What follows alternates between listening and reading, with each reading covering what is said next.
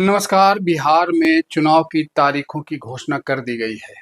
बिहार में अक्सर कई चरणों में चुनाव होते थे, परंतु चुनाव आयोग ने लंबी तैयारी और बदले बिहार में 2 चरण में चुनाव कराने की घोषणा कर दी है।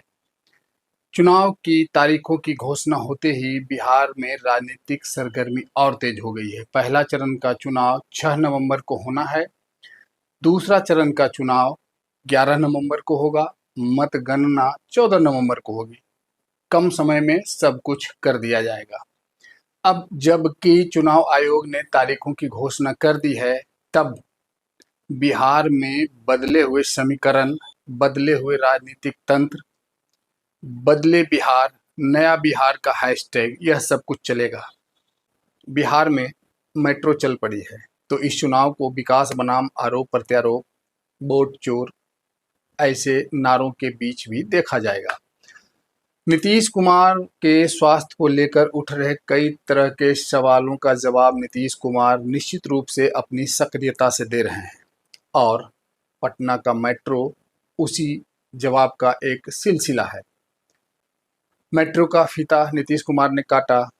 उप मुख्यमंत्री विजय सिन्हा और सम्राट चौधरी के साथ मेट्रो की यात्रा उन्होंने की। खिड़की से झांक कर नज़ारा भी देखा और रेल मेट्रो के अगली सीट पर बैठकर पटरियों को भी निहारा। नीतीश कुमार को सामाजिक न्याय अभियंता भी कहा जाता है, सोशल इंजीनियरिंग। वैसे पढ़ाई से भी नीतीश कुमार अभियंता हैं, और उनके सोशल इंजीनियरिंग को बिहार 20 वर्षों से देख रहा है। अब इस चुनाव में नीतीश कुमार भी सोशल इंजीनियरिंग के एक नई लकीर को लेकर आए हैं। इस लकीर में, इसी कड़ी में पटना मेट्रो रेलगाड़ी शामिल है।